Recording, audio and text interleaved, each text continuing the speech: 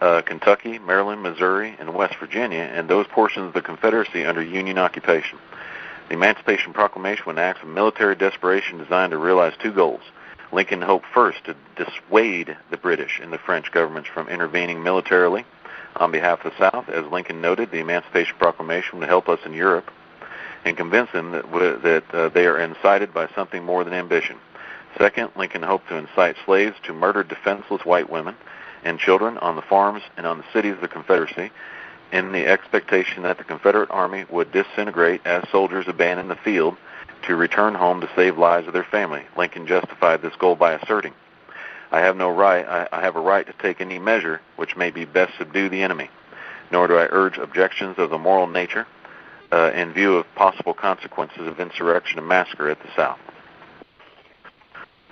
Okay, I'm going to check this here for a second, find out what's going on. Okay, he's got a lightning storm. Lenny's got a lightning storm, so we get knocked off. That's the reason. I'm here. I just want you to the storm's passing. I just want to take a quick break and let the listeners know that Keith is reading from the book called Pandora's Box, The Ultimate Unseen Hand by the New World Order by Alex Christopher. Okay, I'm going to go over to page 333. Guys, this is getting important because Charles Schwab is involved in this. The Reconstruction period, post-Civil War, trusts and trustees, all deals with, guess what, the railroads. Those acts of Reconstruction, the Reconstruction Act. Oh, by the way, Lenny Sam's trying to call you. He tried to call me for some reason. I don't know why he did it, but he tried to call me. Well, I've already Skyped him back. Okay, the Sherman Antitrust Act of 1885 specifies that you cannot have a monopoly, Armour Meatpacking Company, Standard Oil, and Sugar Trust. Guys, all these things I'm telling you are all owned by the railroad. All these companies are all owned by the railroad, every bit of it. McDonald's owned by the railroad. The Security Act of 1933. This act was created to stop continued practice of forcing companies into receivership by economic controls, which caused the subsequent sale of the highest bidder at public auction, contingent upon the buyer paying off all outstanding corporate debts. I'm going to be jumping around, so just have to deal with it. The members of the family were appointed as trustees for the liquidation. The elder and the father-in-law, most of these trustees, was J.P. Morgan. The trustees were his sons-in-law. I'm going to get to the Federal Reserve here in just a few minutes. The railroad, through the third party known as Lancaster Cotton Mills, bought the banks and consolidated them under their own bank. This bank was a Bank of Lancaster, South Carolina, which incidentally was not a member of the Federal Reserve System. J.P. Morgan, Jack Whitney. Remember these guys, Whitney and Pratt. This is the Whitney of Pratt and Whitney aircraft engines, Whitney steamships, and Whitney banks, under which the United Fruit, which controls the fruit production in South America and its importation into the United States, under which is a tropical radio and telegraph, which currently controls most of the transport and communications in the Southern Hemisphere. Federal Communications Act of 1934. Every time these guys get ready to do something, it gets really interesting. Okay. Every time they get ready to do something, an act goes in to protect what they're getting ready to do. So all the acts you're reading are acts based on protecting the railroad's interests. That's all they're for. They have nothing to do with you. Zero. People have spent years reading acts. Doesn't do anything, doesn't do squat. It's there to protect them. I'll give you a perfect example here in just a little while. I'm going to give you some of the, I've got, wait a minute, on the holdings, I've got 1, 2, 3, 4, 5, 6 pages of companies, including Bayer Aspirin Company, owned by L.S. Pacier. AT&T, owned by them. All owned by the railroad companies. Everything's done through trust. Pacier also owns Southern Power Company, Lancaster Manufacturing Company, the Lancaster Cotton Mill, Bank of Lancaster, what it was called, the Fertilizer Company, Elgin Watches, Field Watch Company, Waltham Watch Company, Centennial Watch Company, Waterbury Watch Company. He owned Eagle Brand Milk, Heinz Pickle Company, the American Cereal Company, United Fruit Trading Company, Bibb Stove and Range Company, Swift and Company. Let's go Exxon Corporation, B.F. Goodrich. He owned Aluminum Company of America, Alcoa, Union Silver Company. I'm trying to see some big names. The American Trust and Savings Bank in Birmingham, Alabama, Bank of South Carolina. A buttload of banks. There's a bunch of banks here. A bunch of cotton mills. Singer Manufacturing Company. He owns those. Hartford Sewing Machine, Domestic Sewing Machine, Clark's O&T Cotton Thread Company, J.P. Coates Thread, Southern Power, Duke Power Company, Lancaster Light and Power Company, Potomac Electric Company, and General Electric. He owned General Electric. Y'all never knew they owned all these things. Every bit of it owned by the same, all the same people. Okay, here's an interesting one. Here's Nikola Tesla. Okay, I'm just going to start somewhere in the middle because it gets into things you don't really need to. You can read it yourself. Okay, Tesla was encouraged by friends to take his invention to America, where they would be receptive to the new ideas. He was told that Mr. Edison might be interested in his invention. The manager of Edison Company in Paris supplied Tesla with a letter of introduction to Edison. Nikola Tesla arrived in New York in 1884 with 4 cents in his pocket and a book of poetry, a paper on his thoughts on a flying machine, and his letter of introduction to Edison. Needless to say, the relationship between Edison and Tesla did not work out. Soon after Tesla's run in with more than insecure and greedy Edison, he was quickly grabbed up by one J.P. Morgan to be passed on to L.C. Payseur, Payseur. Tesla was a private person because of that fact, and little was known about his private life. After Tesla became associated with Morgan and Payseur, he was rushed off to Lincolnton, North Carolina. In general area of this country, there are many records of Tesla having a resident there and owning property there as well. Tesla was invited by Mr. Payseur to come to the Carolinas to create his inventions in alternating current. It was called the Great Falls Experiment. This experiment was conducted on the Catawba River to create an alternating current generator. Tesla was financially backed by Payseur and Morgan. Since you always test a new idea before you take it to public, all bugs were worked out and all that. One of the most famous rivalries to turn the 20th century between George Westinghouse, who was also a Payseur man, and Thomas Alva Edison as to whether AC alternating current or DC current. Okay, that's not interesting. It's just all okay. Let me get into this because American deprived the opportunity to learn about Tesla because his name was seldom mentioned in any school books. This is a interesting part. I started firing questions. In other words, there's this one guy that he was getting information from, or he or she was getting information from, and it dealt with this. I had known some things about Tesla, but the part that he played in the Philadelphia experiment was one that intrigued me the most because it would happen with the battleship in the USS Eldridge, becoming invisible and being transported from one place to another and reappearing. On one of my bone-picking expeditions with this man, he started taking about the government being able to take a rabbit and make it go invisible and be moved. That he knew a lot more than these things about the things that intrigued me. So asking him about the unified fields that Einstein perfected and the government is now working with. I had just found out about the heir's grandfather, L.C. Payseur, that had been the one backing Tesla in the Great Falls experiment.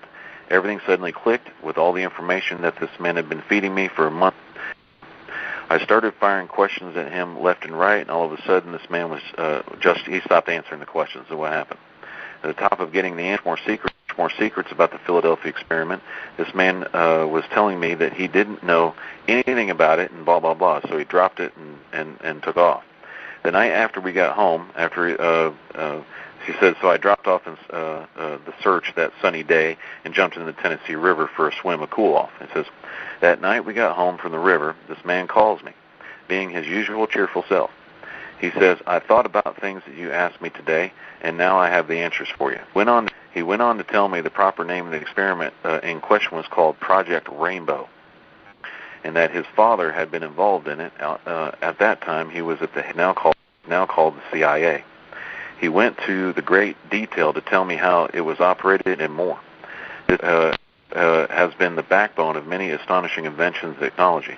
I asked if the PSEC family, because it was a financial backer of Tesla, had inherited the plans and his dream plans to his dreams and plans of untold technology. I never gotten the answer to this question, just a dumb and knowing look. So, if you want to know where all this stuff is going, all these things you guys are, it's all in the PSEC family. Now, what they say is in the 30s and 40s, somehow the Springsteen family, once L.C. PSEC died, that they took it over. My guess, I think the same family. I think it's still the same PSEC family. They just changed their name to Spring. That's my guess. I'm not. That's. I have no basis in fact on that. Okay, and I'm going to try to find, I think it was the Federal Reserve. The Federal Reserve part was interesting because you're going to know, 419. You'll go to 419, you'll see the Federal Reserve story. It's very interesting how that came about, and it was all done by these same people. Okay? Many of you know and read elements of history recounted by Ralph Epperson, Eustace Mullins, and Lindsay Williams. But you must realize that none of these authors know the information behind the events they describe. As a result, their work amounts to superficial coverage at best. You are advised to get a good grip on your armchair because you're about to see in print, for the first time, the information about the Federal Reserve that has never been seen the light of day before. In 1893, a panic, which was engineered by the railroad bankers, was in progress. They used to be called railroad bankers because the railroads were banks. They just started, in other words, to keep them from getting robbed, they just started putting them in buildings. But actually, that building is owned by the railroad. Okay, so you got to realize that.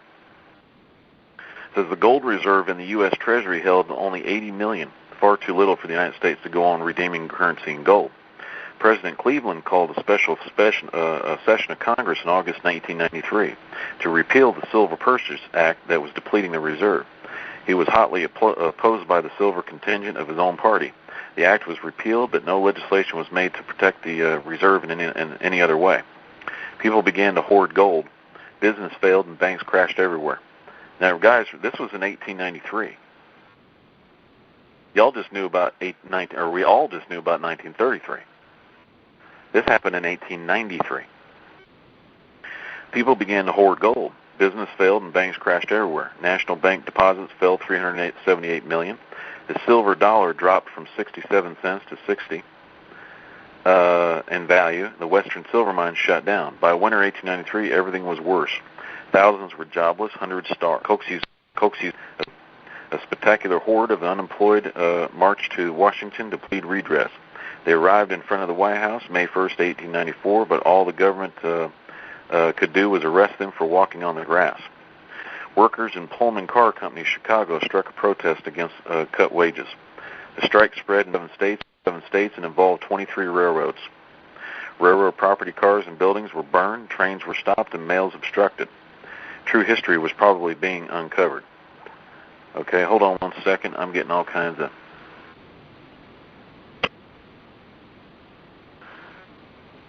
Holy crap, 186.9 megabytes. That's going to take a while. All right. That's how big that book is. Okay. Now, it says, true history, it says, the people of this era possibly knew who was behind the control of money and were rebelling. Do you see what was going on here, guys? They started rebelling in 1893. It got out who was running things. That everything was run by the railroads. They didn't own their property. They figured that out. They didn't own any of the mineral rights to their property. They figured that out. That's what happened. This is why this book is so important. All right, the people of this era, okay, blah, blah, blah. Government Aldrich of Illinois, who sympathized with the strikers, would do nothing. But President Cleveland sent federal troops to quell the agitation and keep the mail moving. The U.S. Supreme Court, by injunction, forbade interference with the movement of trains. You hear that? The U.S. Supreme Court, by injunction, forbade interference with the movement of trains. Who do you think owned the U.S. Supreme Court? That's their government. Okay? And almost everything in the Patriot Act has to deal with trains, too. Yeah, every bit of it. All right, there was bloodshed and war between the troops and the strikers. Peace was restored at the end by July 1894, but Cleveland's interference cost him the support in organized labor and his sympathizers. I will inject here something that I found out about President Cleveland in the years since I wrote the book. Cleveland spent a lot of time in Paris, France, because he was the Grand Master of the Illuminati, and was having an affair with the Queen of the Grand Lodge, and she was behind controlling him, and that's what he did in this country, and it was one of the and it was the one who ordered him killed. He's written a whole book about it. All right, the whole 1893-94 panic, and everything was planned so that the Pacier family, acting on behalf of the Virginia Company, the Pacier family, acting on behalf of the Virginia Company, could, now the Virginia Company at that time was what? The United States of America. So the Pacier family, through beneficiaries, through a trust, through their trustees, act on behalf of the Virginia Company, which is on behalf of the United States of America. So if they change it in their trust, eventually it turns into an act of Congress.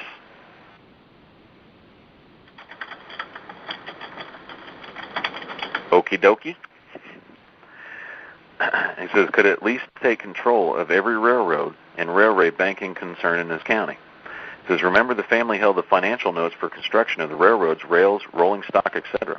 They had taken the congressionally granted railroad land, grant patents, as collateral for the debt the railroad company owed to Pacier Banks of New York for building the railroads. They own all of it, and they put themselves into debt and everything. By orchestrating a financial crash in this county, the railroads could not pay their notes, and all railroad companies were seized by the banks in foreclosure. The Paciers became the absolute owner, and then they turned around, and J.P. Morgan, L.C. Pacier's head trustee, created a plan to lease all of the railroad companies out to operating companies in the form of Southern Railroad Lease of 1894. So what did they do? They caused violence to get control of more railroads so that they could lease them. The same thing they just did in the Civil War. It worked so well in the Civil War, why did they just do it in 1893? So just to refresh your memories, you already have discovered in earlier chapters, the railroad owns most every odd section of land in the United States and bought many even sections of land too. Along with this, they got the mineral rights also, and the list goes on. This means that the landlord, Louis Cass Pacier, owned all of the minerals in the ground everywhere. He also had railroad land and other claims, including gold and silver deposits. The family already had a federal monopoly for the control of railroads and banks, and had the desire to make the United States dollar the strongest form of money in the world by continuing to back all the currency in the United States with gold and silver, all of which he owned anyways.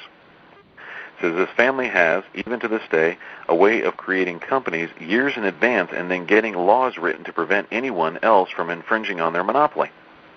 In 1894, a seemingly inconspicuous company was formed in North Carolina. It was incorporated, the Northern Carolina Gold Company, Body Politic Incorporation. You hear what I just said? The North Carolina Gold Company, a body politic and corporation. This document is included in this chapter, which means that that it is a private company and is owned by an individual person or persons, in this case a person. This little company was owned by a railroad by the name of the Charleston, Cincinnati, and Chicago Railroad, which was also the owner of some 36 banking houses. The Charleston, Cincinnati, and Chicago Railroad is a wholly owned subsidiary of Lancaster and the Chester Railroad Company. A secret meeting took place in November of 1910 in a little tucked-away place by the name of Jekyll Island in Georgia, at a hunt creed to have been owned. He spelled that wrong. It's supposed to be purported. To have been owned by none other than J.P. Morgan. In fact, it was a private club owned by the railroad owner Louis Cass Pacier, who had a passion for hunting and especially duck hunting. It gets more interesting with this in just a few minutes. Some of the people that attended was A. Pyatt, Frank Vandercliff, Henry P. Davison, Charles D. Norton, Benjamin Strong, Paul Warburg, and Nelson Aldrich. You will notice that there is no mention of the Rothschild in this list, because at the time the Rothschilds were not involved with the Federal Reserve Plan. It was not until sometime later that the Rothschilds became involved with it, and only then because of the death of Louis Cass Pacier in 1938 and the subsequent embezzlement by the Rothschilds' cousins, that Leroy Springs family descendants. It was only natural that J.P. Morgan would be pushing the passage of the Federal Reserve Act, because he was the main trustee for all of the Pacier companies that had been placed into trust with Morgan. The other men that were involved with the Jekyll Island trip were all life estate trustees for the Pacier family dynasty. Remember that the Paciers had a monopoly on banking in America, which meant all of them fell under their control in some manner. Congressman Lindbergh testified before the Committee on Rules, December 15, 1911, after the Aldrich plan to put the Federal Reserve into place had been introduced in Congress, said, "Our financial system is a false one and a huge burden on the people. I have alleged that there is a money trust. The Aldrich plan is a scheme plainly in the interest of the trust. Why does the money trust press so hard for the Aldrich plan now, before the people know what the money trust has been doing?" Lindbergh was right, and it was to become the largest money trust ever. It became another part of the secret hidden trust that is part of the power control in the world, which goes back to the original Virginia Company, and is symboling of the Federal Reserve of England. The Federal Reserve Bank, as it is known today, is owned by Charleston, Cincinnati, and Chicago Railroad.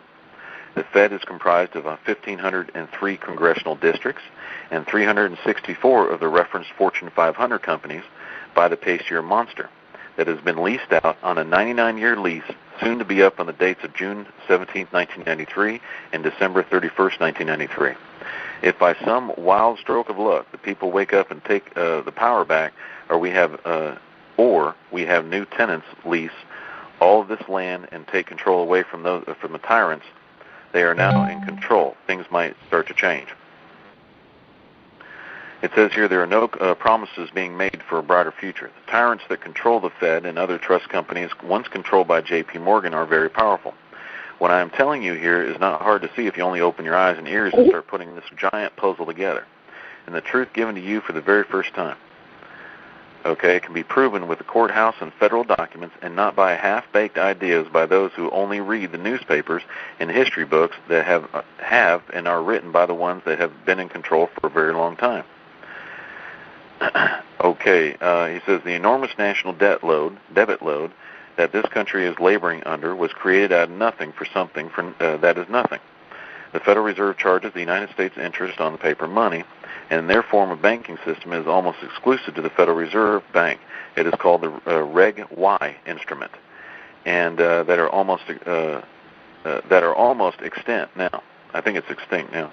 So now that is why the New York banks that are railroads, okay, which are grandfathered into the system, have a 15-to-1 ratio banking, and is called fractional reserve banking, created something out of nothing. You got to realize, I want you to remember that, because in the paperwork that we're going to be doing,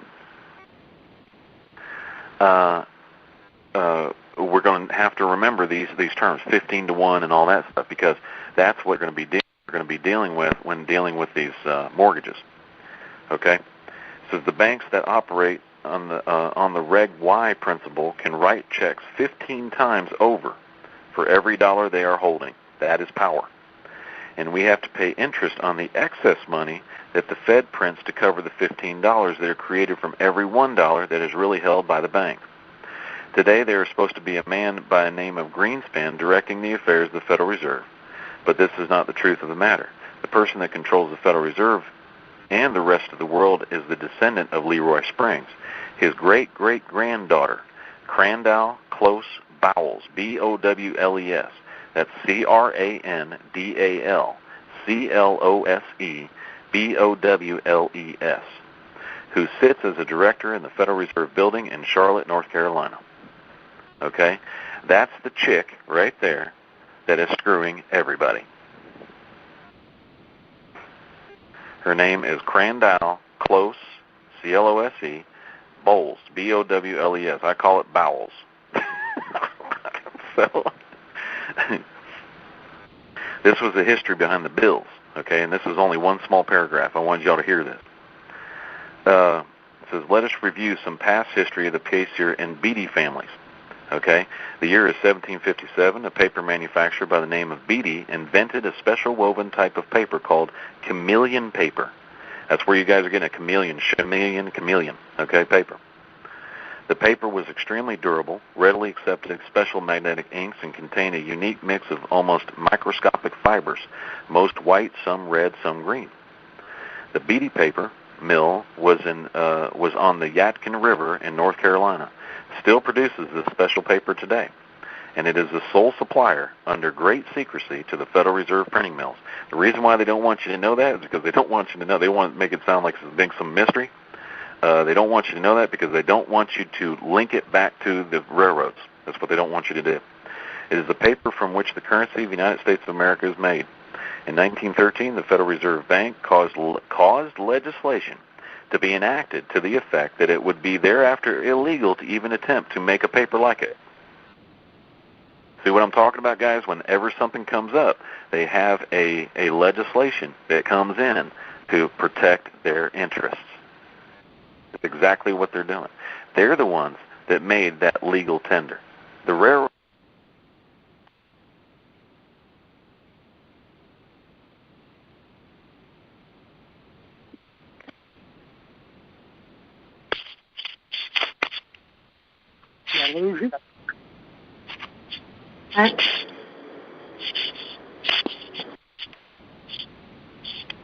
Anyone still there? I'm here, but I don't know where Keith went. Karen Marie here, Sparks. Okay, well, I guess he must have gotten dropped. And I heard John's voice asking if anybody was there. Are you there, John? I'm still there.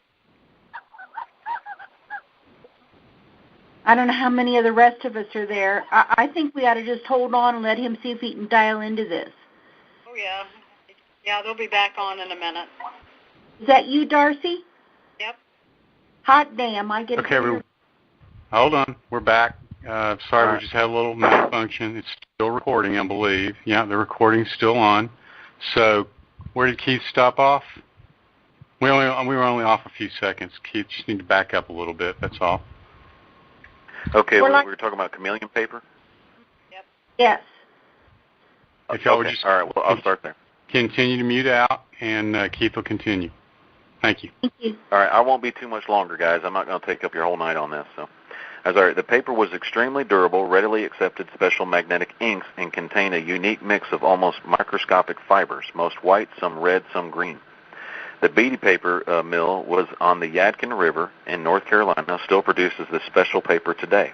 It is the sole supplier under great secrecy to the Federal Reserve printing mills. And the reason why they have this as a great secrecy, I don't know if I said this before or if y'all heard me, they don't want you to link this back to the railroads. That's why all this is so important, because they don't want you to link it back in any way, shape, or form. It says, it is the paper from which the currency of the United States of America is made. In 1913, the Federal Reserve Bank caused legislation to be enacted to the effect that it would be thereafter illegal to even attempt to make paper like it. Y'all remember what I was saying? Whenever they come up with a new idea, they cause legislation to protect the idea, and then they move forward. The Pacier family bought this paper mill after the Civil War because the Beatleys lost everything for acts of treason. Okay? Isn't that amazing? For acts of treason. The Pace How do you years spell and that later name? years found a use for this. Beatley, B-E-A-T, L-Y. I tell you what, guys, please mute out. We're recording this. There are going to be other listeners that want to listen. Yeah, no, it's okay. It's all right. It's all right. It's okay. It's all right. But at the end, we can open it up to questions and we can have some dialogue. That's what I'm getting ready to do. All right, it's B-E-A-T-T-Y. There's the Beatty families. And then Beatleys, and he spelled it differently here. For lost everything for acts of treason. What I think it was the Beatleys, Beatty families. Okay, it's B-E-A-T-T-Y. It says the Pace years and the later years found a use for this very special paper, and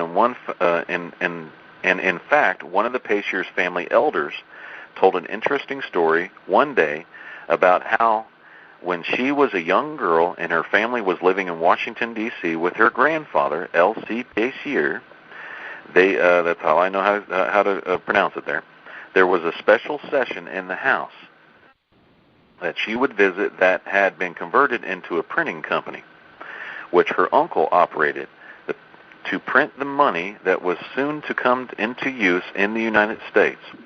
The year was around 1909, and the inscription on the money said, Federal Reserve Note.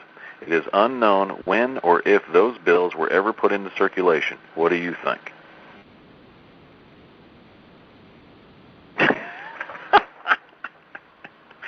That's the main thing I wanted you guys to see, because these were answers I've been looking for quite a long time on who controls what, when, and where. In this book, you have J.D. Rockefeller, Standard Oil, and World Monopolies, and even has some of his certificates from his corporations. It shows all the corporations they're involved with, has every family name whatsoever. If you are ever, in any way, shape, or form, if you are ever injured in any way, shape, the railroad has an insurance company, and that's who you claim against. I don't care if the judge did what. Don't mess with the judges. Don't mess with the prosecutors. Don't mess with the cops. Don't mess with any of them. Go after the railroad company in that area. That is their town. They're the ones that run it. They're the ones that own it, and they have an insurance policy on it from the railroad companies. You start doing that, you'll never be screwed with again. Keith, there was one thing that I didn't hear you mention, and that we spent a lot of time talking about last night, and that was the fact that when they acquired the railroads initially, and then the railroads from the Confederacy, they had contracts in place that said that they could never be messed with in perpetuity. Mm-hmm. What was the part about that? I don't remember it. I'm sorry. Okay. Well, they could do legislation on anything but the railroads is basically what their contracts with the government were. Oh, yeah. Oh, that's right. I remember that part. I know what you're talking about there. And I don't know where that was. Yeah, Keith, I grew up in Cincinnati. I remember PPL filing their injuries against the railroad. Absolutely.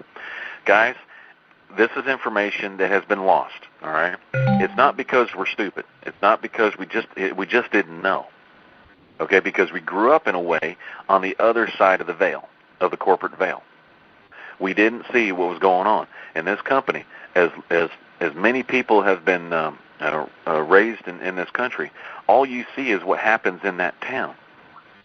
You don't see who owns the town or who's behind it, or actually what you were born and raised to do. What you were born and bred to do was to make sure the railroad companies make more money. That's what you're here to do. That's what they raised you to do. As far as they're concerned, they gave you, the people. All right. Okay, PPL, people. Yeah, you got to not use those acronyms for me. I'm not a tweeter. I don't get all those. All right. They raised you to work for them. That's what was done. That's what you learn in school. That's why you go to school. That's why you all the clothes that you have on your back. That's why all these things are supplied. It's not because you're loved. It's because you're there to protect the railroads and their interests. I'm not saying that's your purpose. I'm saying that's what they said your purpose was. Okay, so and that's what's going on. You want to open this up to? I'm sure some folks have some questions. Oh yeah, we need a lot of different points of view here. We need a lot of different things so that we can share those different points of view with everybody that listens to this recording. Because the that's folks just an overview, guys. This is 600 and something pages. There's no way I'm going to be able to go through a recording of 600 pages. So they'll have to get it themselves. All right. Unmute. Let's rock and roll, guys. We're unmuted.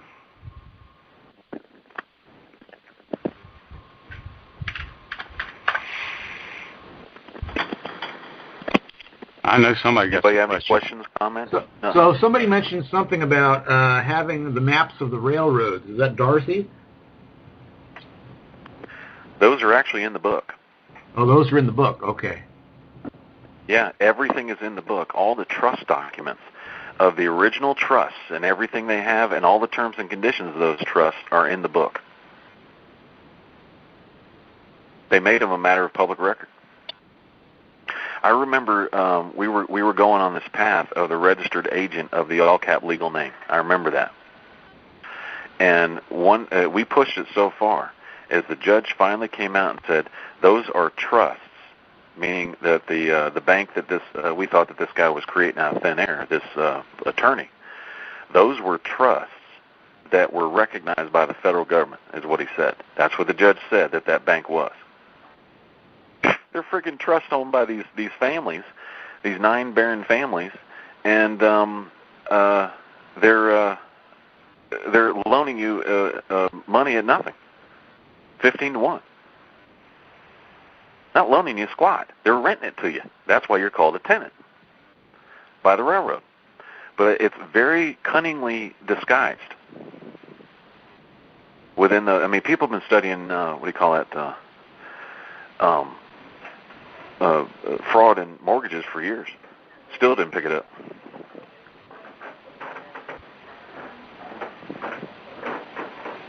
This is Cheryl. I have I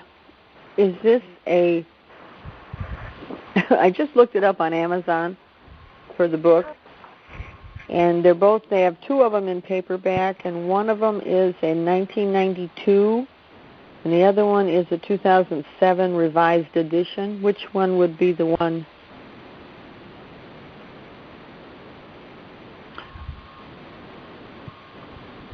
Keith, wasn't it the Millennium Edition? Yeah, it was a Millennium Edition. I just got what That's she was saying. 2007. Sorry. I'm just curious, Cheryl, what are they selling that one for? $528.02. Yeah, last night when we were just reading this, one of the guys we were on the phone. $3.99. Yeah, they were $3.99 shipped. Wow. That was last night. They were. It was 1 penny and $3.99 shipped. Oh my goodness. Because John was making a joke about it. Wow. But this information has been out there for some time, and it's my understanding that a lot of the books, most of the books have been acquired, taken off the market, so to speak. I wonder who did that. And but there are some versions out there. Now, I know that Darcy on our Skype group put up there the file that you could download, the online book, the PDF. But I know, Cheryl, you have until you do your resident declaration, you won't be able to get on the Skype group. Maybe after you do that and you're on, somebody will send it to you.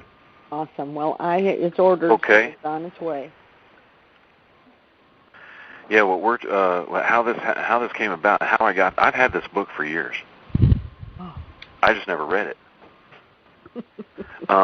Rio Fay gave me this book. Rio did. I don't know if y'all know who she is. But she gave me this book, and she says, Keith, you got to read this book. And I'm thinking, man, 600 pages? Damn. I'm going to start reading this stupid thing. But I was not ready yet. I wasn't ready to hear this information. This information came to me absolutely perfectly on the day that I needed it. This is when we were trying to reform PEGA, how we, we're trying to do different angles on how to deal with the system and everything else. And now we know exactly who the problem is and what's going on. and it came at a perfect time, right when we're offering Iceland our president status, their president, our head of state status, right when the United States of America has come together, right when we put everything in,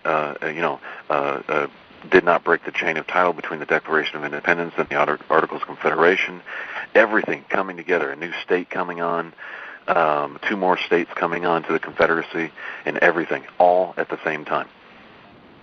It was all perfect timing. I picked up the book, because we started talking, I started picking up the book, and I started reading through it, and I hit some of those pages, and I go, oh my God, here it is. This is exactly what we needed. Right at the exact time we needed it. So I sent Rio a thank you email and offered if she would get a hold of Paga, get a hold of Will, to be a part of the Private Attorney General's Association, because she's been studying this stuff for quite a long time, and we need what she knows.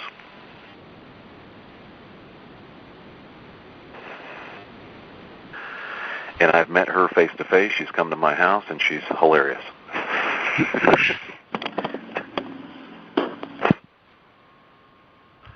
As far as she's a lot of fun to be around.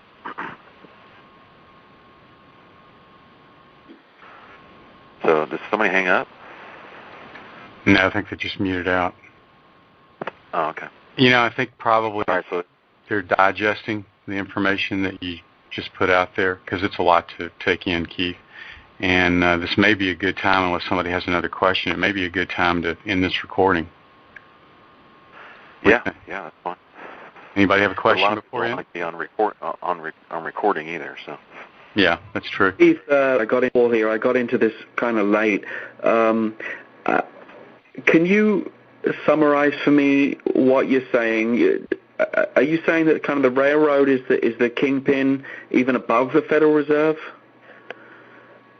The railroad owns the Federal Reserve.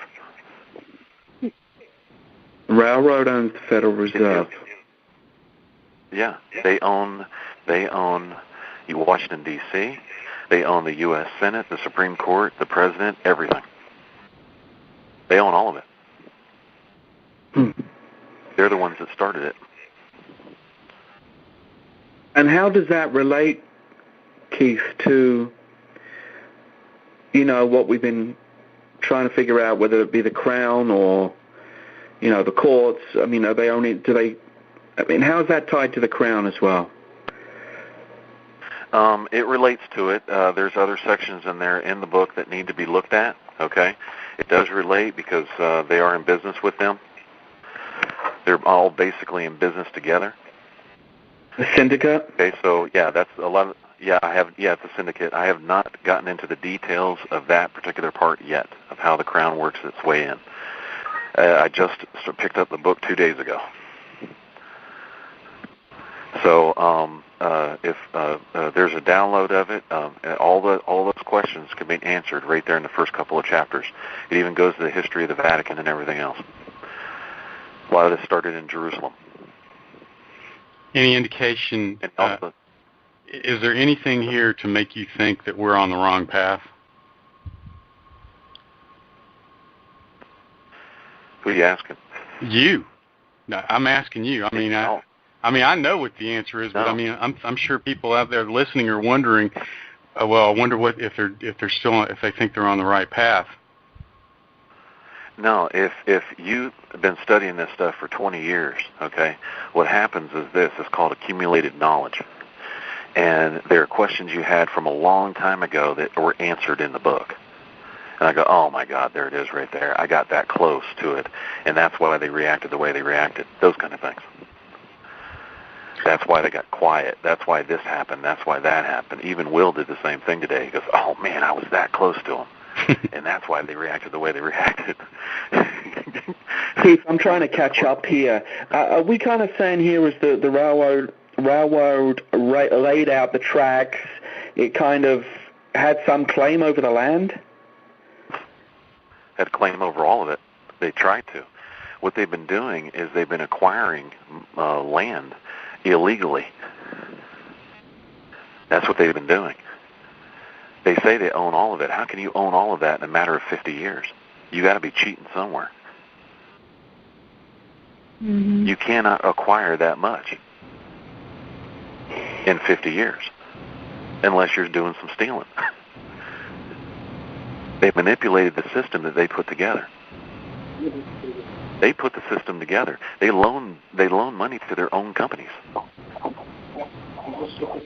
And then take those companies over. See, if somebody wants to be a part of the railroad, this is what they do. If you want to start a railroad, you can do that, all right? But eventually what's going to happen is you're going to lose it. And then they're going to foreclose on it and then lease it to you. That's what they're going to do to control it. So they took your labor that you did to put that railroad or railway system together and your own trains and everything else, and then they foreclose on you, lease it back to you, and then they control it. That's how they do it. They use things politically. Everything's done politically. Keith, this is Brad. If I understand correctly, if you have anything from a traffic ticket on up to a major criminal case, you sue the railroads? Yeah. That's exactly where you got to go. Anything, absolutely any case, you sue the railroads? Any case. How did you injure the railroad? That's the case. You did not injure the railroad in any way, shape, or form, so how in the hell are they prosecuting you? Yeah, but they're subject. Their slave masters injured us, so we want to go after them. We'd still go after the railroads, correct? Every time the railroads. No matter what you do, you go after the railroad. If it's a mortgage foreclosure, you go after the railroad. Thank you. You go after the owner of the company. Yeah. So I have a question to pile on the railroad here, and that is the interstate highways across America. Do you think they may be an extension of the railroad? Okay.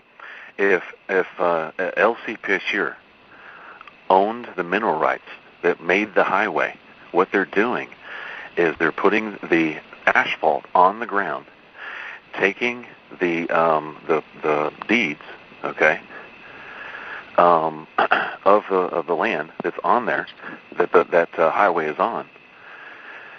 They're keeping the mineral rights to themselves and licensing it to you for use under lease.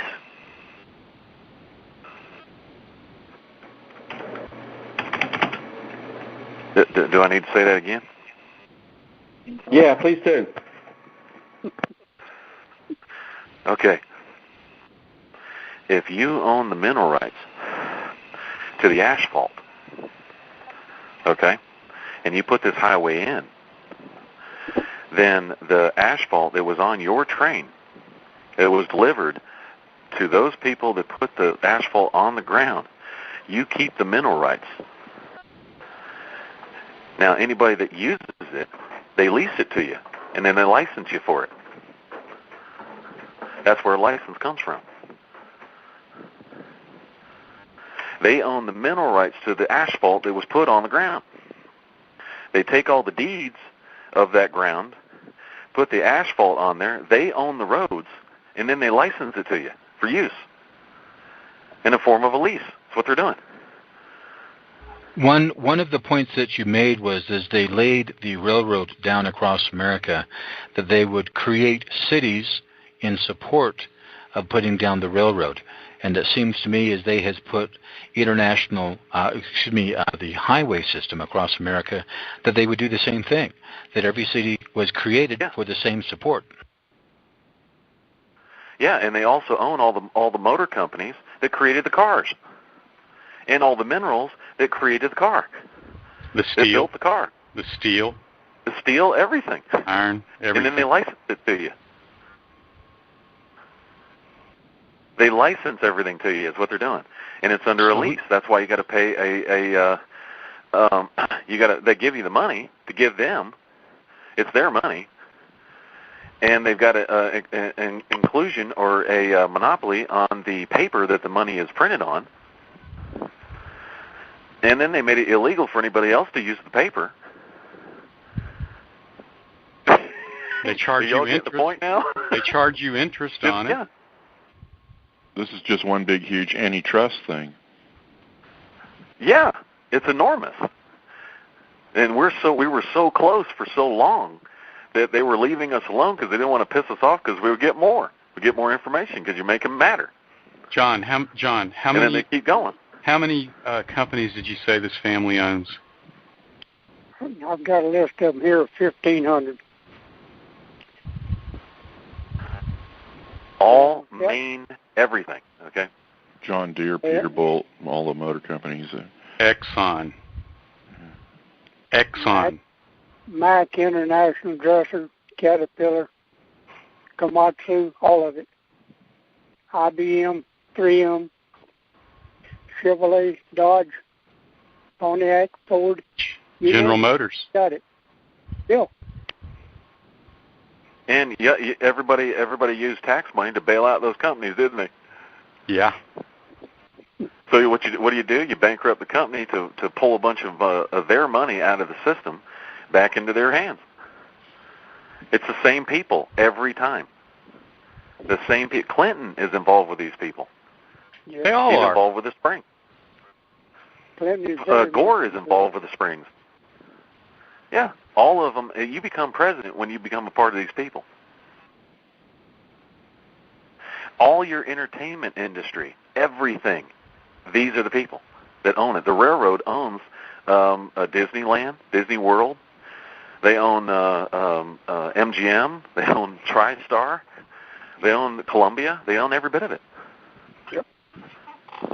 Well, they would also own Skype and Google and Intel and those companies.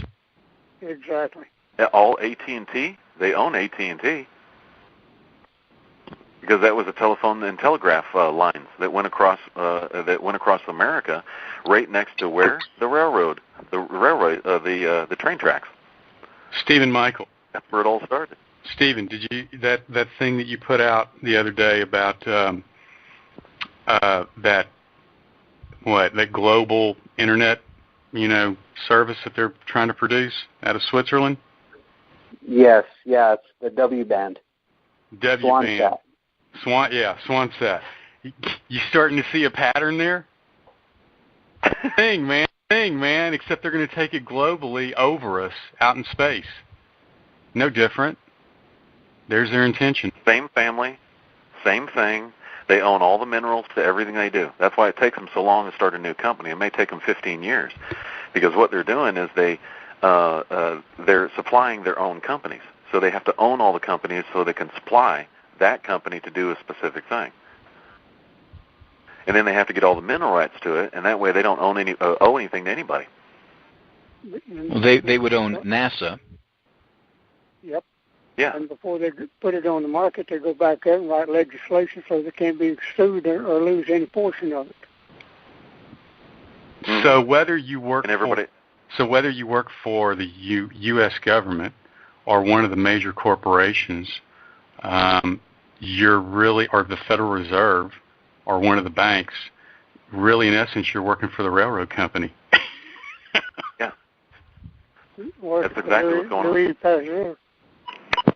Yeah.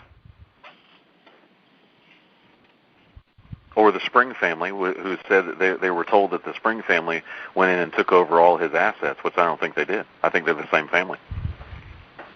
They create families out of thin air. Mm-hmm. Family names, they change their family name. They do all kinds of stuff. Same people all the time. Yeah. Every time. One of them just married the Queen's family. Really? Gives the new meaning to the word warp. Excuse me. So Keith, what do we do about this? What do we do with this information? What you can do is this. Look what we've done. All right? Look what we've done. We brought in the original Confederacy. Yes, sir. Continue just like we've been going. Go ahead, John. Continue just like we've been going. Do all of our paperwork, put it in correctly, because they cannot operate without a government. even as big as they are, they got to have a government to operate from.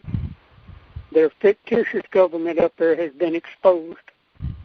Now they're vulnerable. And from there, all we got to do is continue. Go ahead, Keith. Yeah, you're a government now. Yep. You got the original Confederacy, and you got a legal government. Okay. Now that you have that, okay, they have to hear it and they have to listen to it. They cannot. We know for a fact that the Congress up there has been working for them. That's their Congress, not yours. That belongs to the railroad families. Mm-hmm. So you've never seen a government that has anything to do with of, by, and for the people. You've never seen that in your lifetime until now.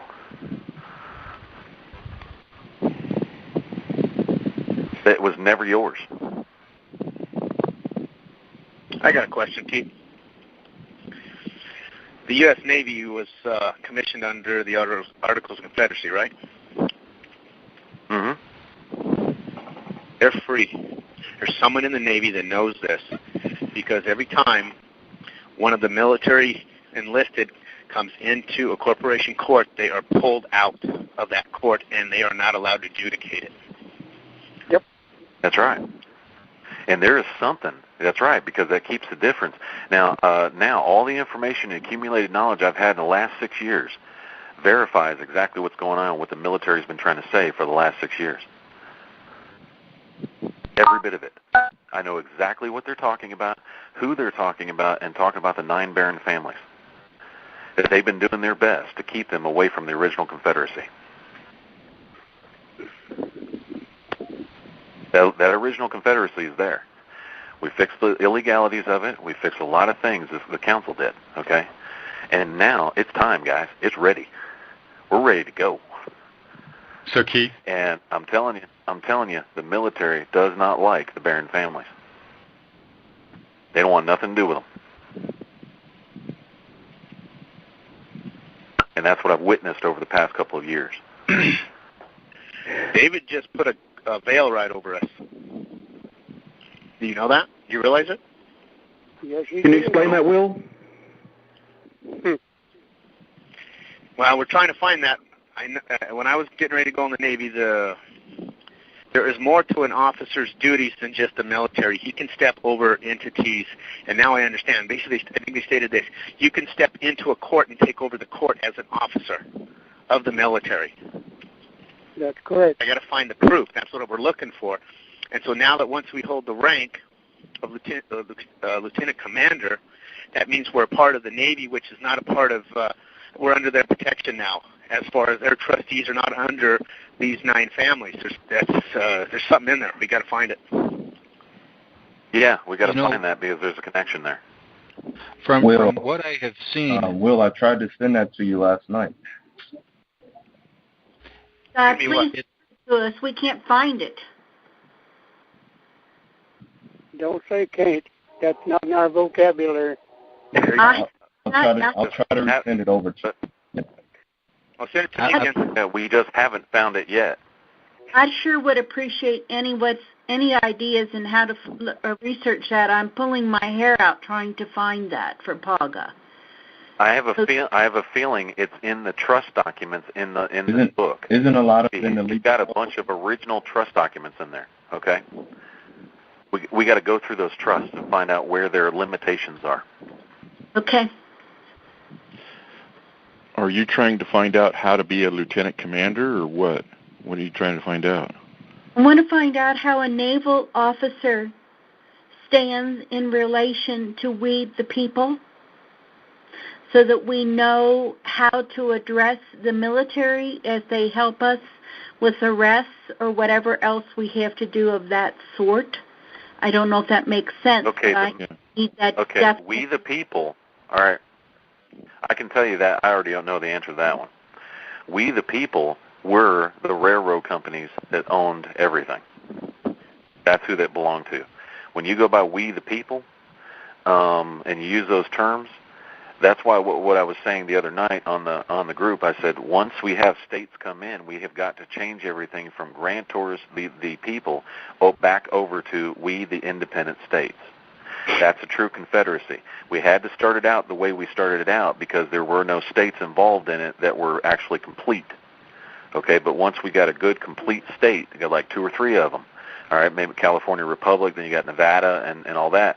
Once they come in, all right, then it gets changed one more time to we, the independent states, and the people are completely taken out. Thank you. That's what I was trying to express and didn't know how to do it.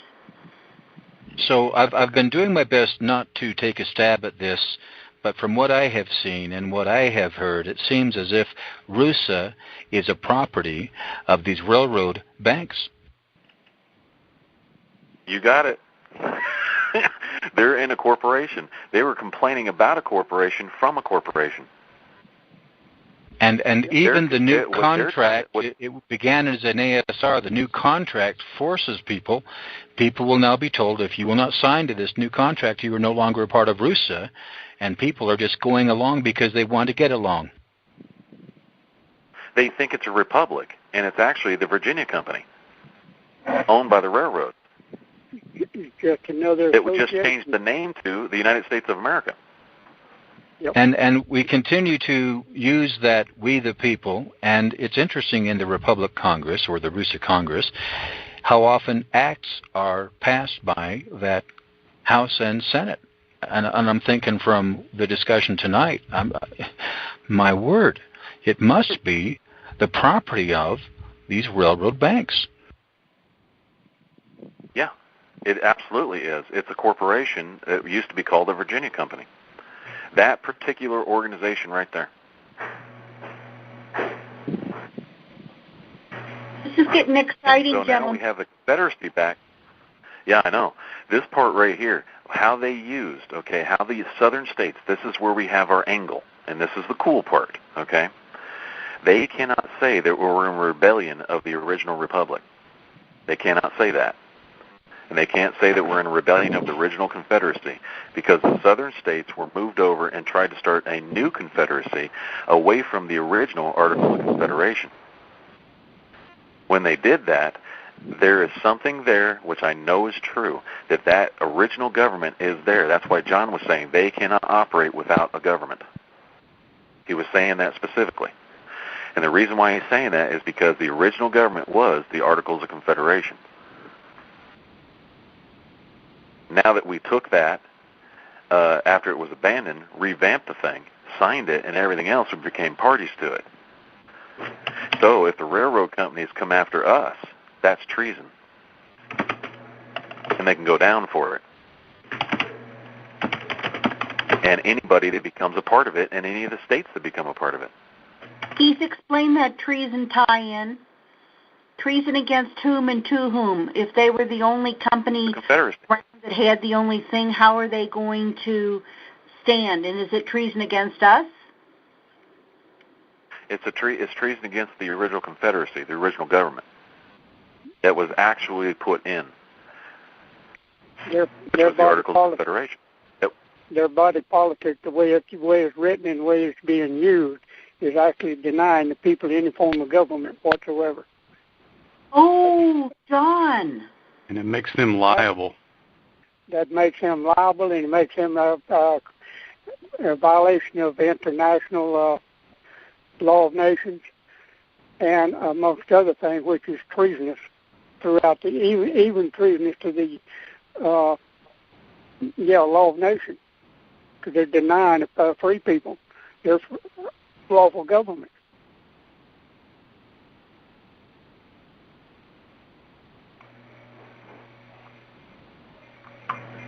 Go ahead, Keith.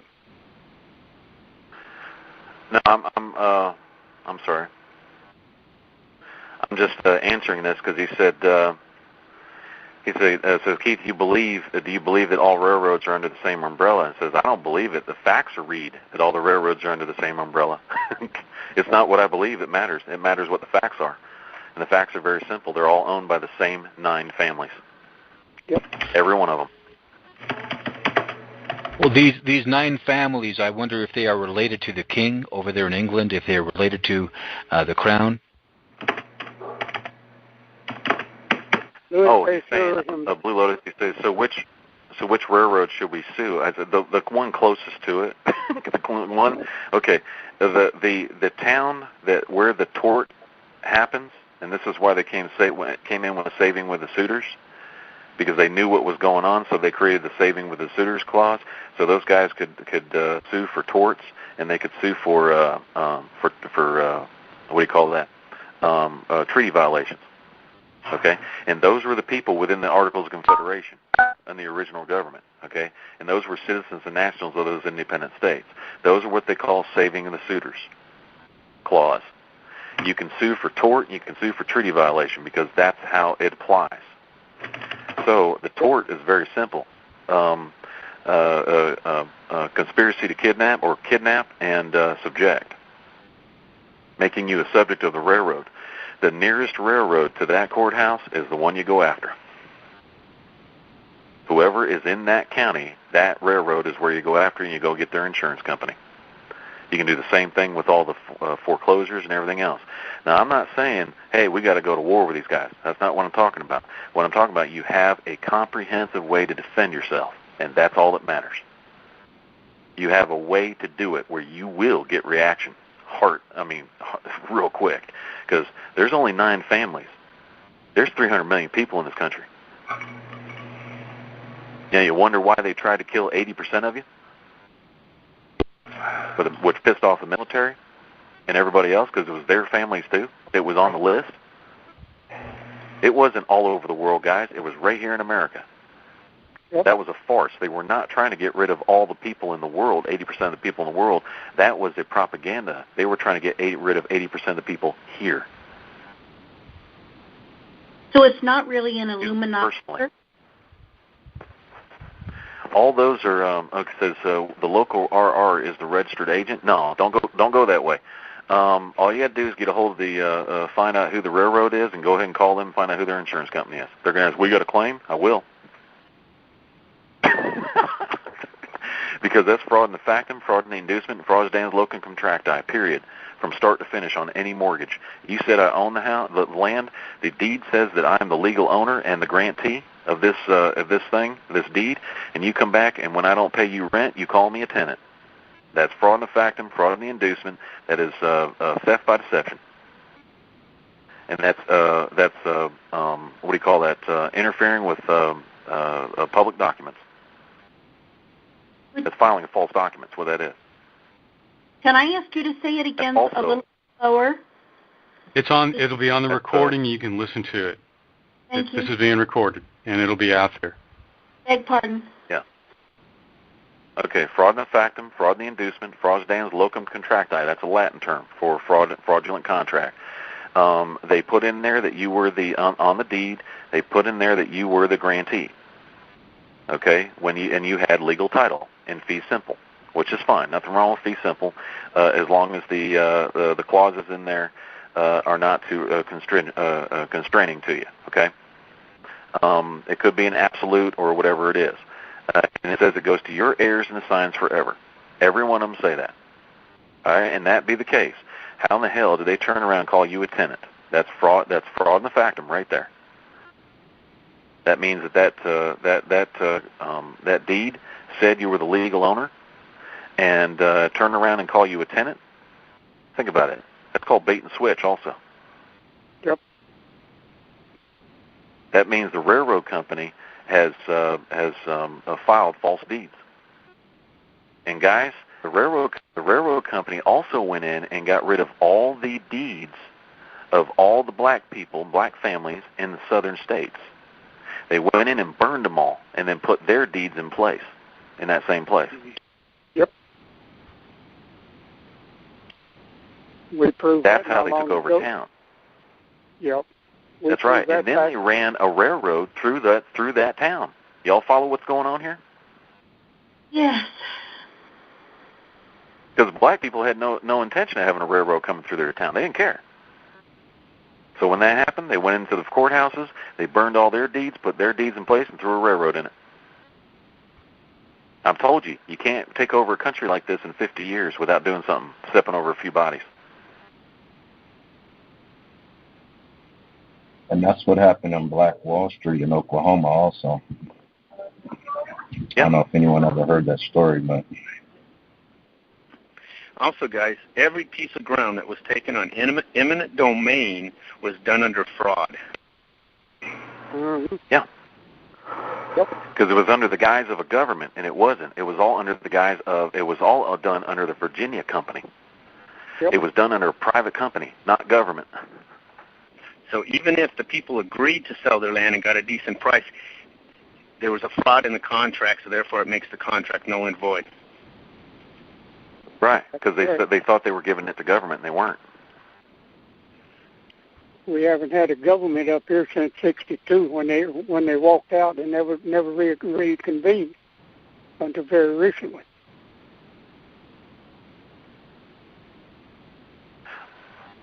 All this family has to do is bark and say, everybody walk out, and everybody walks out. It was their government. They set it up. If they want to change the form of government, they have everybody walk out and reform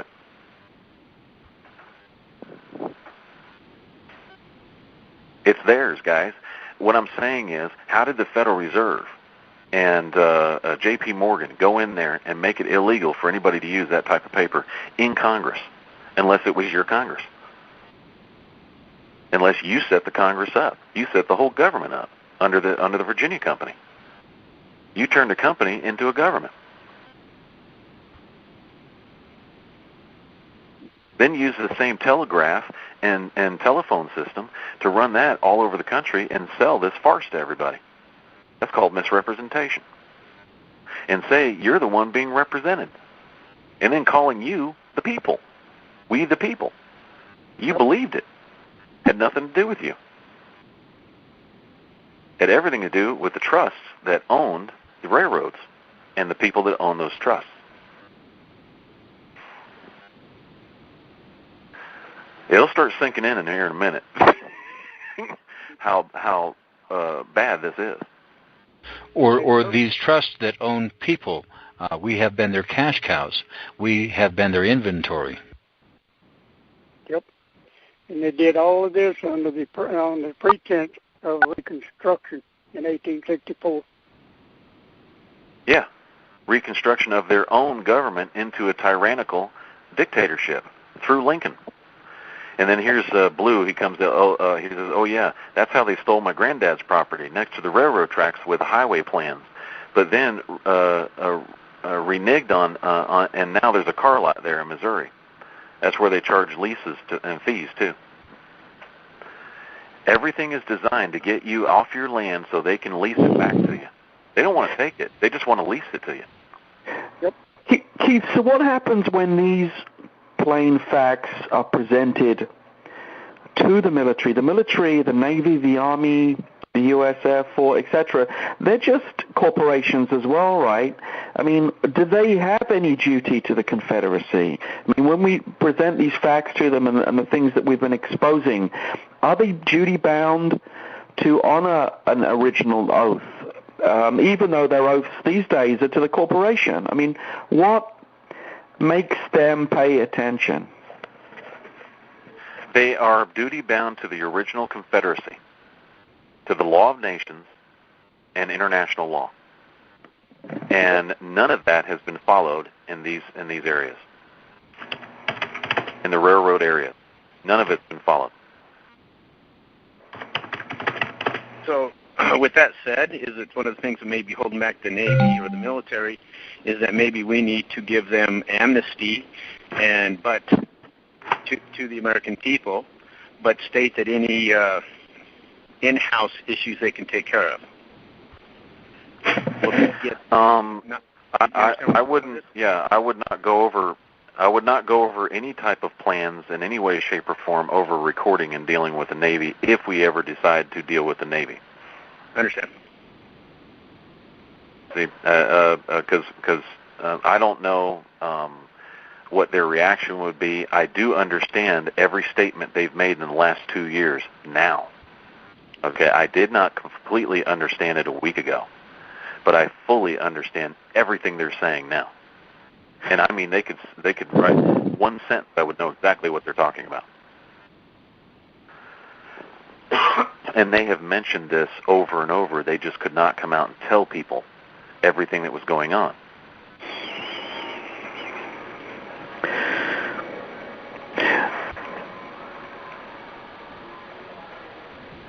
Okay, so as far as that stuff's concerned, I mean, I don't have any open line with them, with the Navy in any way, shape, or form. I don't think anybody else here does either.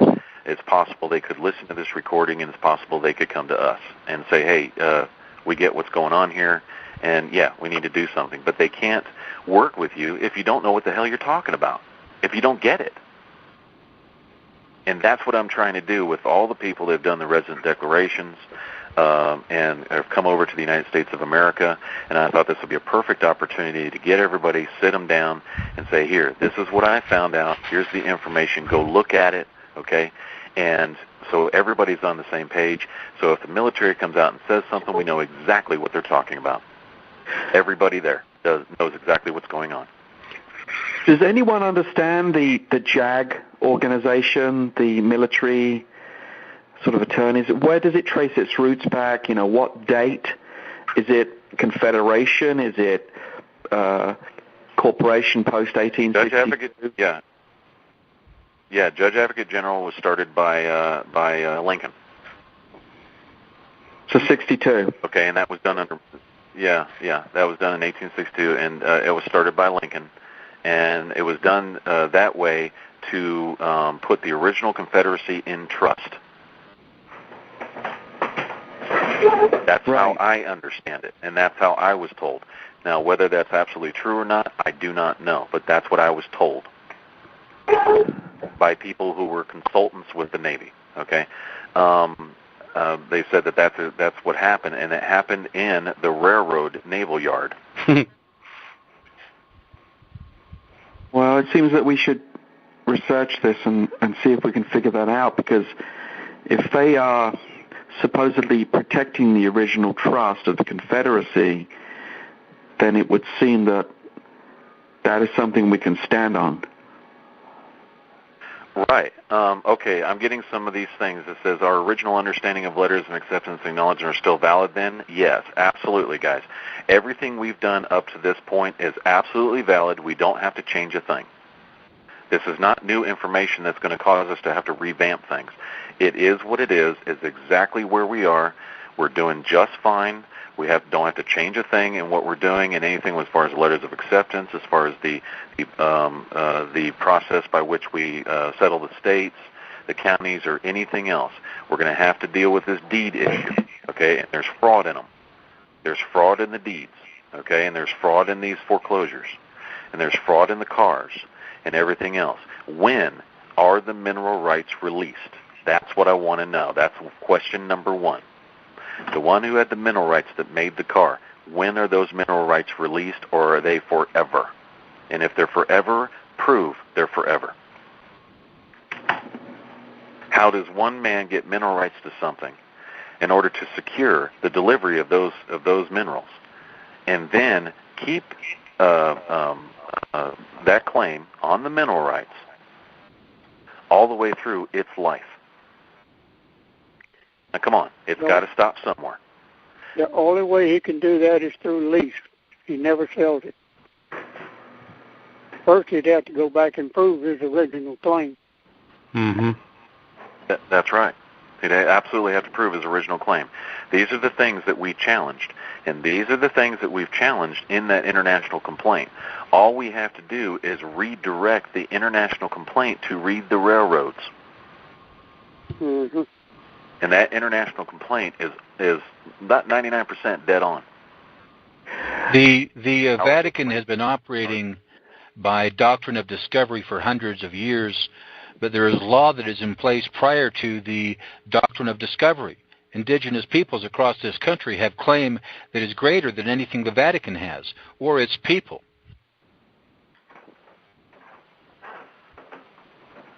Okay. But does it overcome a mineral rights claim?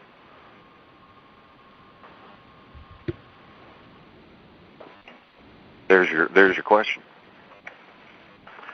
That's what I'm wondering. If it overcomes a mineral rights claim, how do you overcome a mineral rights claim?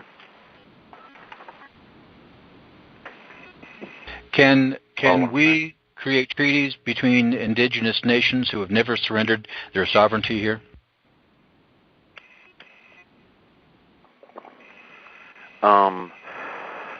Well, I'm sure that anything we do is pretty much, I guess we have a choice to do whatever we want to do. We can enter into treaties, whatever treaties we want to enter into. Yeah. With whomever we want to enter treaties with. There's more than 900 American Indian tribes across the country. Most of them have surrendered to the boot of the Indian Affairs, Bureau of Indian Affairs. There's a few who have never surrendered their sovereignty, and their claim predates anything that these 9 families may have or the Vatican may have. Okay, check it out. You just said that the boot of Indian Affairs. You know where that started? Yeah, the Bureau of Indian Affairs. I believe even Lincoln, his order has never been rescinded to wipe out all the American Indians. Listen to what you're saying. No, the United States in Congress assembled was put together to deal with Indian affairs. That office came from the original Congress.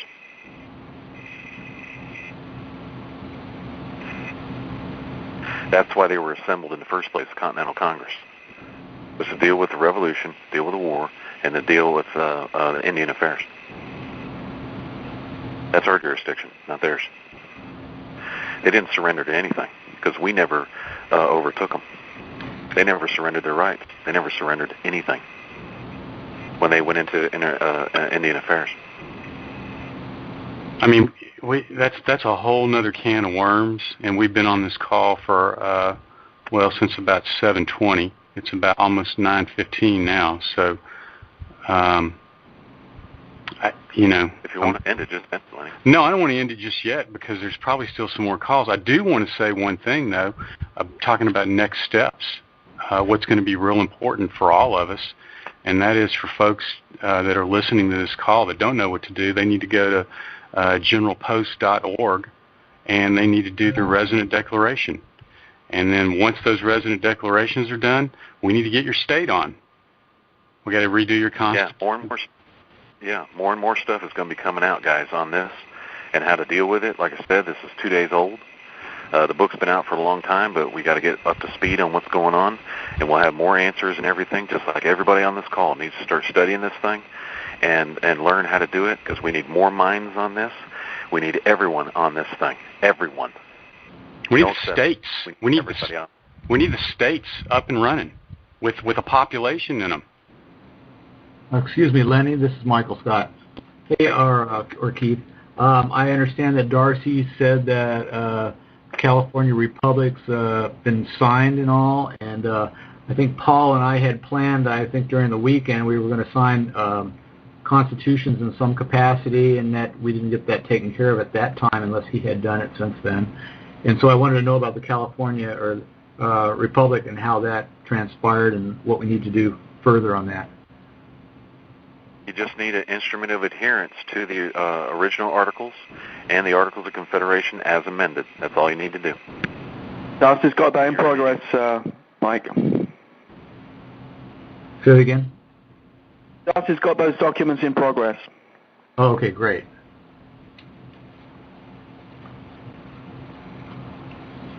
All right. Well, why don't we do this? Why don't we go ahead and end the recording, and we'll post this recording either on the website or the blog or both. And I don't know if you want a copy of it, RJ, to put on your site, but we can give you a copy and just kind of get it circulated out there.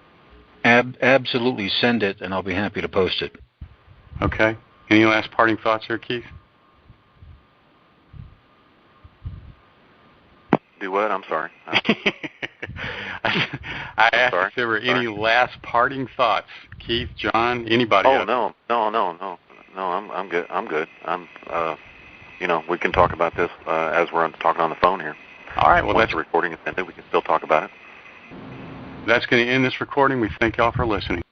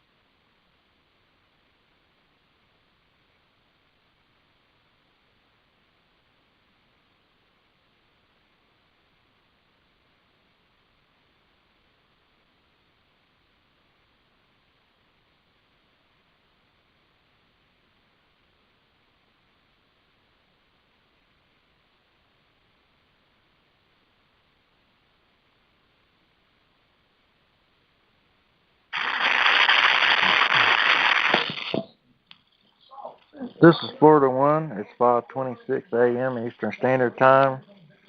You are on an unmoderated conference call. You can hit *6 to unmute yourself and talk. Anyone on this call?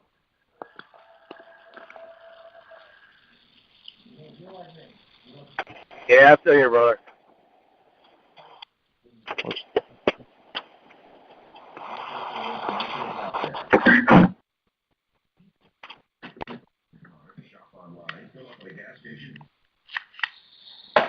Who else is on here? So what did you think?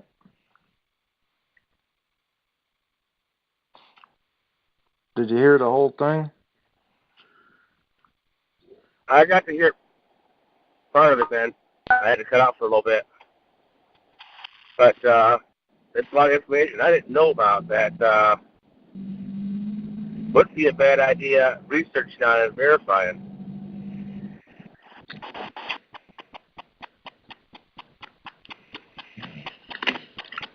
Yeah, well, it's verified.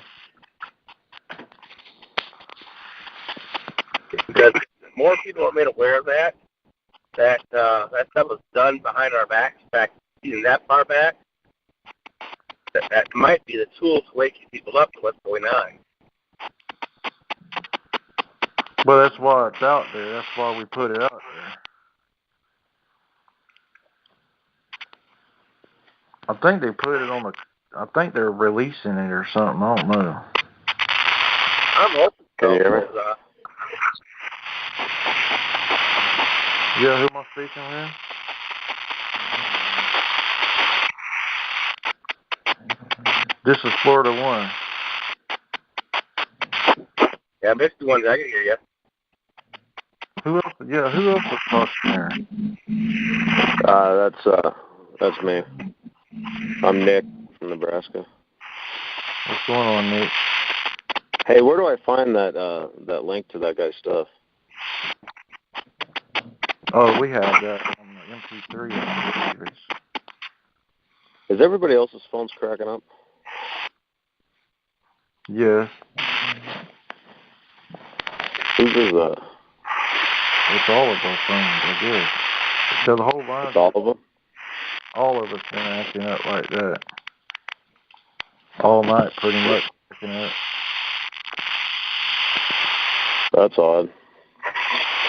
So anyway, what was that guy's name that was talking about all that? I forgot, man. Shoot. I have to ask. On the conference, I just have to go back and listen to it all over again, or what? Yeah, it's on one of the conference calls.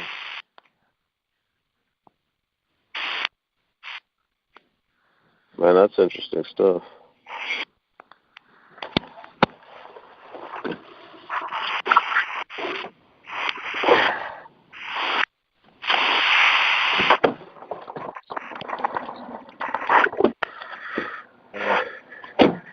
So who's all on right now? I don't know.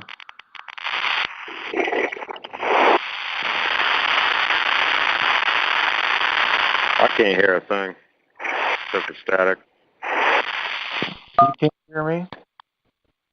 I can hear you off and on, but I hear a whole lot of static. Damn, just me? Or everybody? No. Well, I can only hear you. Are you Florida 1? Yes.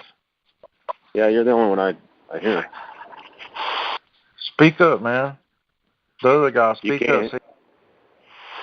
Yeah, you're the only one I can hear. Can you hear me? Yeah. Y'all can't hear each other?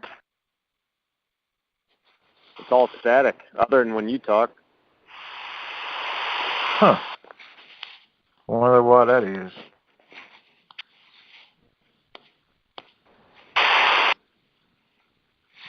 It's been doing that all night? Yeah, we had some weird stuff going on earlier. Did Blaine come on tonight? Yep. Yeah, he sure did. Did you guys talk about the drone strike rumor? Yes, and it's fake. Yes, it is fake. It is. But it was put on an Oath Keeper's. You heard all that, right? Yeah, but they were hacked, I believe. Yes, that's true. Yep. Well, I already knew that they were hacked because as soon as I seen it, I figured that. I actually posted it on their page. Don't listen to this. This is bull crap. It's hacked. Yep. Well, I put through a couple questions to some Oath Keepers on the ground there and a couple militia, and they didn't even know what I was talking about. They hadn't heard of it. But. Did you guys see Stuart Rhodes' interview with Chuck Smith on his channel where Stuart Rhodes actually verified that it was true and it wasn't hacked or anything? That burned me sideways. I was like, you've got to be kidding me. Well, that's because it was on an Oath Keeper site, and Stuart Rhodes, has founded Oath Keepers, and so he probably trusted that it was coming from one of his guys. That's my assumption. I don't know. Yeah. I didn't watch the interview. Huh? Yeah, I didn't even know who he was until like a day and a half ago because he was interviewed a couple of times at the ranch like last week, so I was fake. I know who he was. Yeah, Stuart Rhodes is the founder of Oath Keepers. Okay. Good morning, Big Red Logistics One. Check it in. Hello. Just letting you guys know I'm on the call. Just calling in for an update, see what's going on. You guys were having a discussion earlier. I didn't want to interrupt. No, you're fine. I'd like to know who that guy was that was on that recording, though. I'd like to read some of his stuff. Nobody knows where I can find his info at? Everything you said right there was on here. It's all on the recording. Well, I'm curious about what he was talking about. I came halfway into it, this Big Red. I work, my carrier works hand in hand with Norfolk Southern. He was talking about the railroads and the family, so I was a little curious about what kind of involvement they have with whatever he was talking about. The railroad is owned by basically nine people, and I don't know how to explain it like he did, but anyways, there's a book on the whole deal, and you could get it on Amazon. I forgot the name of it, man. I can't remember it. I'm just looking for like a brief synopsis so I have an idea what the hell he was talking about. I only caught a little bit of it. Is it like 9 families that go back to the Confederacy, what he was talking about, or what? Yeah, it's not a family. It goes back to all that, to the railroad and where they took it from all the black people. They didn't want the railroad, and they took all their land, and how the Confederacy was done and all that is the book that was released from a lot of research. And the person that asked, because she was on the call the night that got recorded, I got off of it. Actually, I was still on it. I fell asleep when they were talking about the railroad. But Barbie, we put that on so Barbie could take a nap. No, okay. And I stayed up to take over for when it went off. Well, I worked for the railroad, and that's what has me interested. Well, I mean, I'm interested anyway, but I mean, being an employee at the railroad, I've kind of. Well, my sole business relies on the railroad, so that's why I'm very interested in it. I mean, my money that I give to my family and my employees' family to stay afloat comes from the railroad, and if it's through dirty money, it's actually really going to piss me off. Well, that's where I get all my support from my family. I work at the railroad. And Warren Buffett owns us, supposedly. Well, Norfolk Southern is the carrier that carries all my equipment. I'm with BNSF.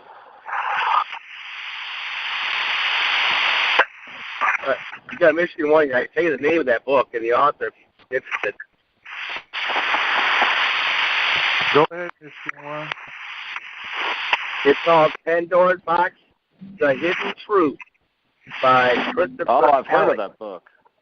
Yeah, I've heard of that book, Pandora's Box.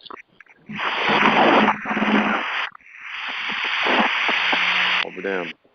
Somebody's outside or around some kind of machinery, because that's all I'm hearing is like tire sounds or something.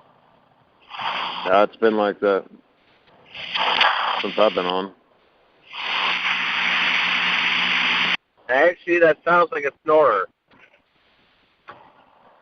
Yeah, it could be. It's probably the phone next to her head.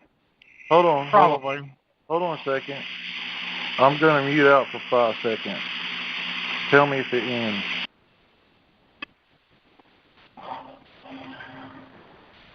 It's clear right damn now. Thing now. I don't hear anything either. Hey, I was going to tell you guys, I don't know what phones. You can go to iPhone or Android, and there's this thing called Red Phone or Red SMS. It's totally encrypted, and the NSA cannot listen to you or read your text messages. So, I'm not afraid of the NSA reading my text messages or listening to my phone calls. There's nothing for them to find. And I'm sure I'm already on a government list. Let them come to my door. It's already on record. They know where I stand, and they better bring a SWAT team. Pretty much plain and simple. Yep. My call would probably say I'm in Ukraine right now. Well, I've done nothing wrong. But I think I'm very active in the Second Amendment community in Pennsylvania, so I know I'm on the list with a lot of Pennsylvanians. So. Do you know who else is on the list? Any Christian Look, in man, this I country? run 85 Second Amendment pages, so I know I'm on the damn list.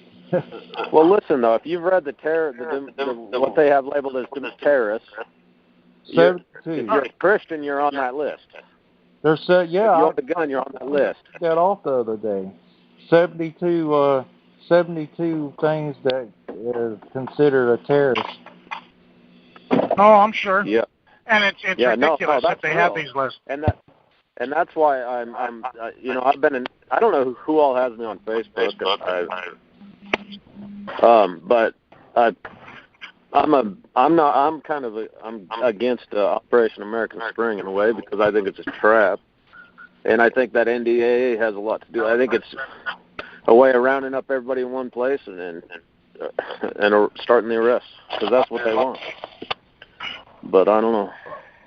Well, I have an interesting theory that I push to a lot of militia units. Everybody is under some kind of form of financial issues where they can't afford a whole lot. Typically, I have about $150 to $200 a week that I can spend on myself, and that's even a lot compared to a lot of families. If you don't have a lot of money, save up and buy yourself Mosin Nagant rifles.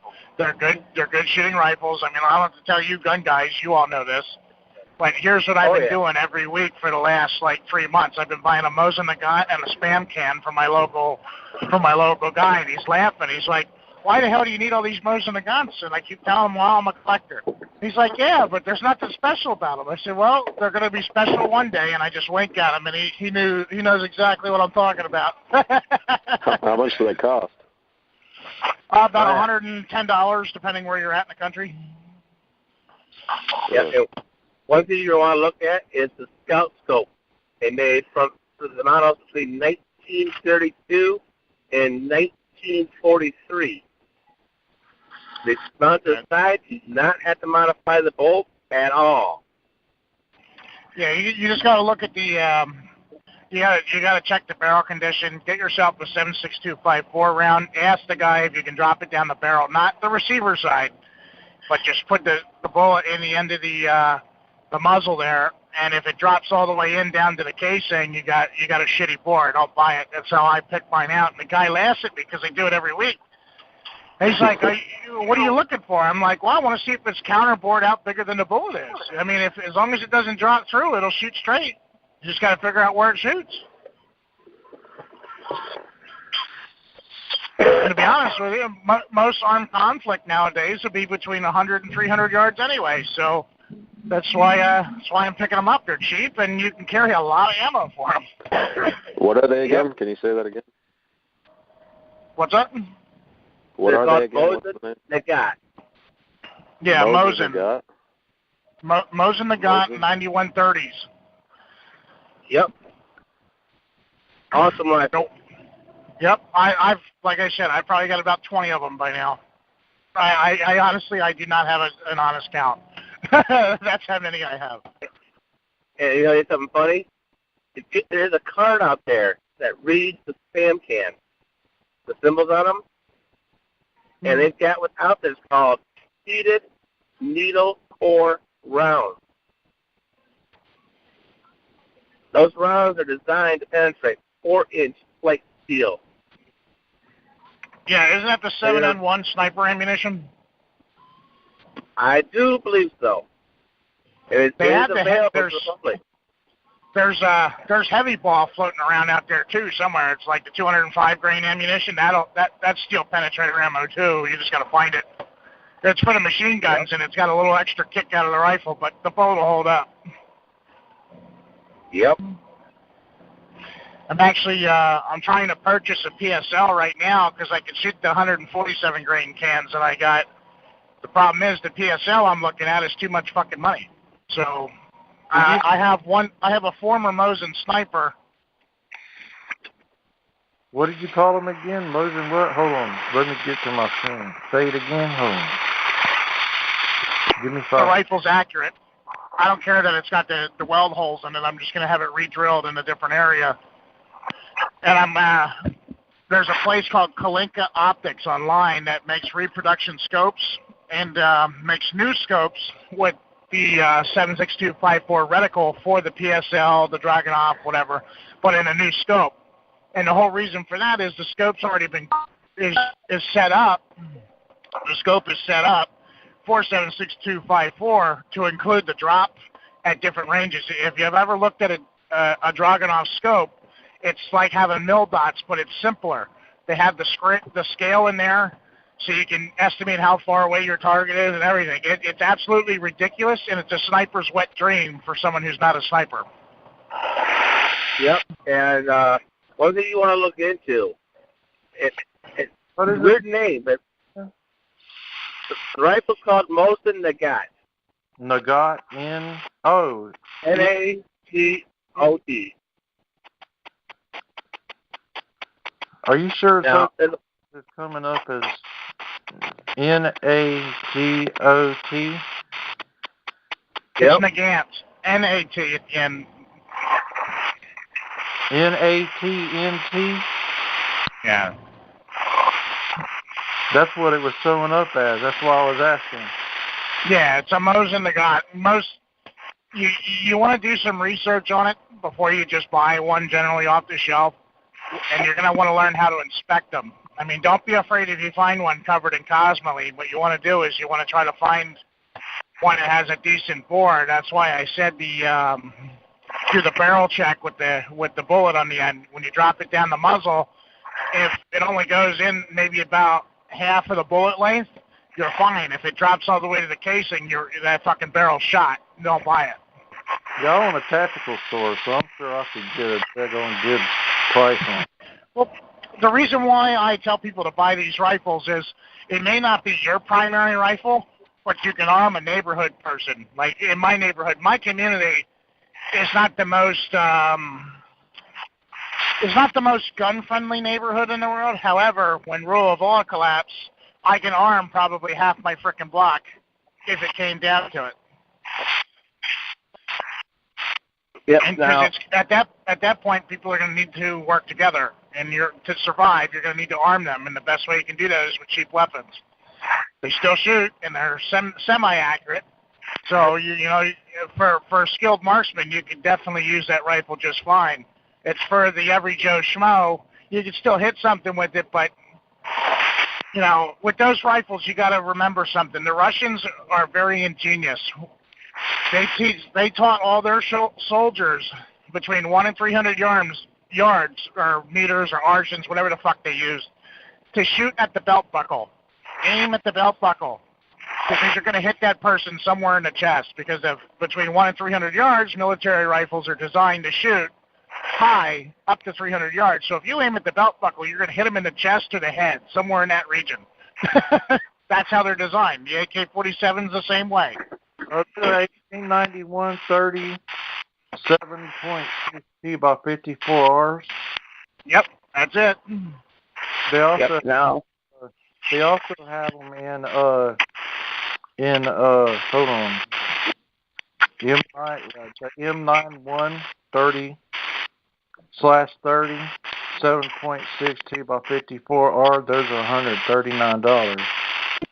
Yeah, depending where you're at in the country, you'll find them. Sometimes you can go to into a gun store, find them for under $100. I mean, they're cheap rifles because there's so many of them on the market. The problem is the markets are starting to dry up a little bit, so they're going up in price. That's why I'm jumping all over them now when I have a chance. Now, if you want to deck one out to be actual, like the Dragon rifle, look for what's called the Archangel platform for the Moist in the Gut. Oh my God, yeah, they're sweet. For $79. I got a friend of mine that has one in there with the rock solid mount. Dude, that thing is one to the 21st century. It's crazy. How is the Mosin Nagant scope? I'm not a big fan of the 3.5 power scope. It works as long as you have an original. I do not like reproduction, mainly because it feels cheap. I mean, it'll hold a 0. Don't get me wrong. I have one. Something to me, I just don't like it. I like original equipment.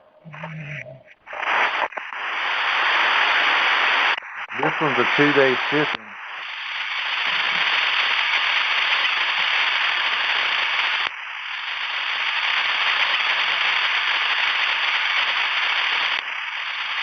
There's a lot of background noise on it. Yeah, that's what I've noticed. It wasn't me, I'm muted. And now, if you want another inexpensive rifle to look for, I got mine for $35 back about 10 years ago. Right now, they're going for about $200. But it's a Yugoslavian SKS. Yep. Very durable rifle.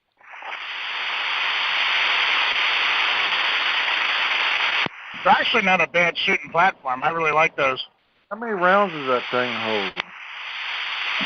10-round internal magazine for the SKS. I don't even see a mag on this one. Well, the Mosin Nagant has an internal 5-round box magazine. Oh, okay. Yeah. Everybody loves American rifles. Everybody loves the AK, the M16s, stuff like that. I personally like a good bolt rifle. But I've got a couple AKs. I got one AR. I have the big fun toys, but I've always gravitated toward the rifles from like World War I and II. Something about them. You just can't beat a straight shooting rifle. This one looks pretty cool. It's got the thumb stock on it or whatever. Yeah, you can do a lot of neat stuff to these rifles. Like the SKS, you can turn it into basically an AK. You put a different stock on it, detachable magazines. The whole 9 yards, you can have a blast with them. Honestly, though, if you're going to dump that kind of money into an SKS, you might as well just buy an AK. I like the SKS as a rifle with the 10-round magazine, and it's semi-automatic.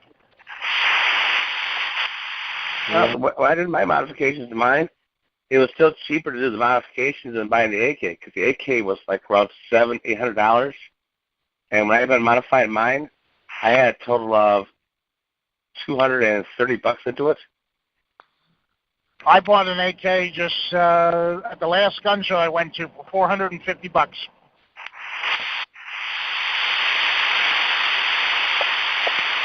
Yeah, and I'm running 30-round magazines, 6-position stock with a Weaver rail. And I've got a tri-rail on the receiver cover. Nice. Now you got to be careful to modifying because ATF has certain rules on the SK. Same with the AK. So many parts had to say original. Mine's borderline.